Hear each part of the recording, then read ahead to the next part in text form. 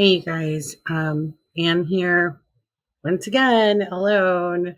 So remember, if you see my co-host Nikki or Elaine, here's their mugshot. You bring them back right away. Um, Hopefully they can get back here and co-host and partake in these cocktails and all this fun. As usual, our sponsor is the Old Tavern. If you head over there, if you're in the Mississippi area, you actually will find Nikki behind the bar. So show her the mugshot from this show and tell her I said she owes you a drink until she gets back on the show. Um, this week's cocktail is a watermelon mojito. I'm going to have that right here on the screen for you. Screenshot it, take a picture, and mix one up for yourself. They're very tasty. This week's episode is about a missing child. I know Nikki and I and Elaine have done these before. We get pretty heated with them. Parents and family members involved don't seem to be always on the up and up. This one's no different, though there's not a lot of information out there. It's the case of Anthonette Cayedito. This case comes out of New Mexico. Divorce is always a game changer, especially in a child's life.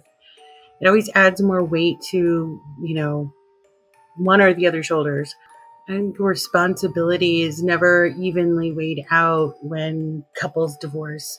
One person has the child, the other one doesn't. Sometimes people turn to alcohol or drugs to cope. I don't think there's any rule books when you're dealing with divorce and you become a single parent. And that's actually this whole case.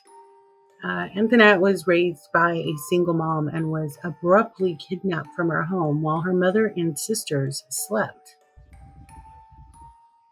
Anthonette was born to Penny Cayedito and Larry Estrada on December 25th, 1976. Her mother, Penny Cayedito, was of the Navajo Nation, and her father, Italian and Hispanic descent. The couple eventually separated after Anthonette was born. Penny became involved in a new relationship and had two children, Wendy and Sadie, but again was eventually separated from their father as well.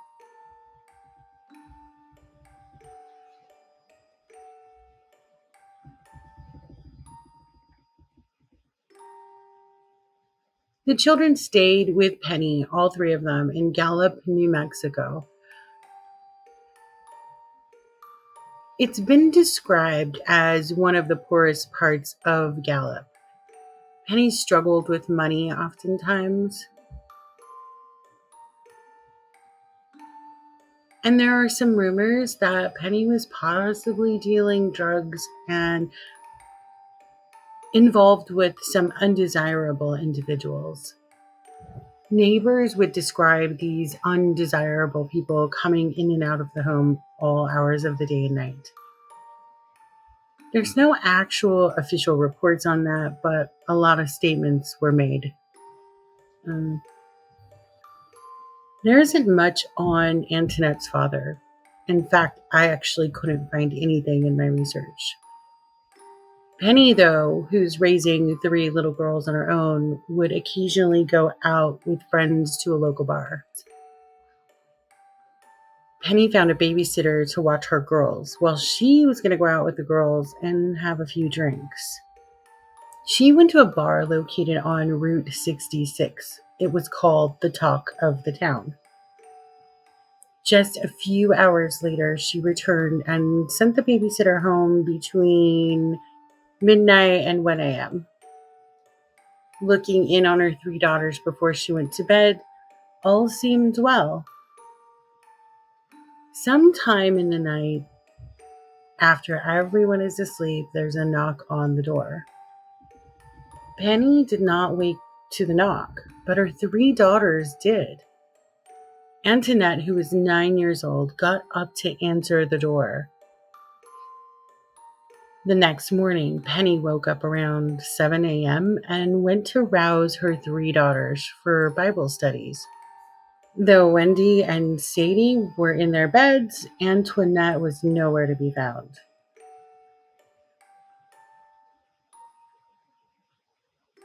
Obviously, a single mom panic is going to set in, and she begins to check with neighbors and anyone in the surrounding neighborhoods.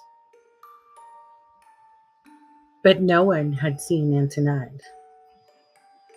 Police were called and began searching the foothills around the address 204 Arnold Circle, apartment number 9. There were no traces of Antoinette.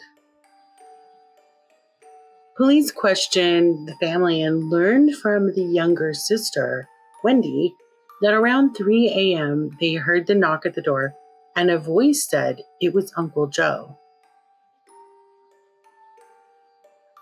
This might be why Antoinette got up to open that door without any pause. Obviously, police questioned Uncle Joe and ruled out any involvement from him. He was an actual family member and married to Penny's sister, so the girls would have trusted him. Antoinette was often described as a smart, level-headed kid, wise beyond her years. She was her mother's right hand, often cooking or ironing to assist her mother with her sisters.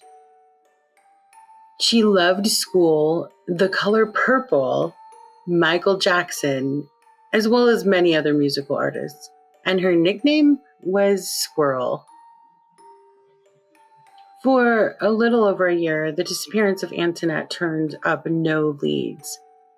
There were simply no traces of her. Then one day, a 911 dispatcher in the Gallup area received a phone call from a young girl claiming to be Anthonette Cayedito. Actually have that call. I'm going to play that for you, so listen carefully. Police department. Hello. I'm Anthonette Cayedito. I'm Anthonette Cayedito in Albuquerque. Okay, whereabouts in Albuquerque? Who said it could use a phone? Hello?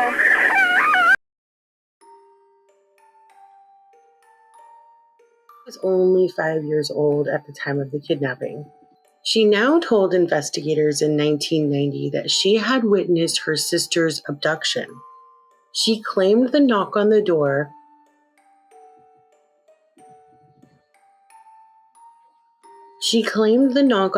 and the voice stated it was Uncle Joe. But when Antoinette opened the door, 2 men grabbed her and she heard her sister yell, "Let me go, let me go." She was asked why she didn't share this sooner, and her only reply was that she was afraid that she'd get in trouble.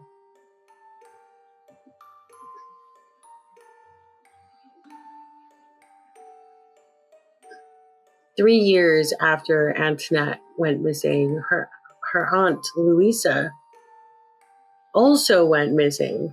Some believe the 2 disappearances may be related somehow, though nothing could ever actually be proved. Antoinette's sister, Wendy, was the only soul on Earth to see this abduction occur. Wendy went on to suffer as a result. What she had witnessed, I believe, gave her great grief. Possibly she blamed herself. She coped with drugs, alcohol, and crime. It took Wendy many years to overcome this trauma, but in 2007, she was actually able to turn her life around. Now living in Bakersfield, California, she has a family and a great career. Antoinette's mother, Penny, passed away in 1999, and the 2 girls' father passed away in 2012. Penny passed not knowing what happened to her little girl. Before Penny passed, she visited a Navajo medicine woman in 1992.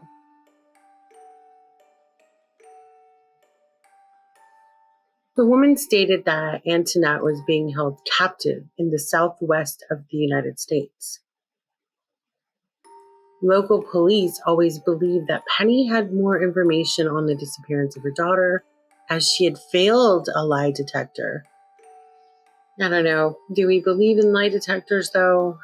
Who knows? You guys leave that in the comments. Do you really believe lie detectors should continue being used?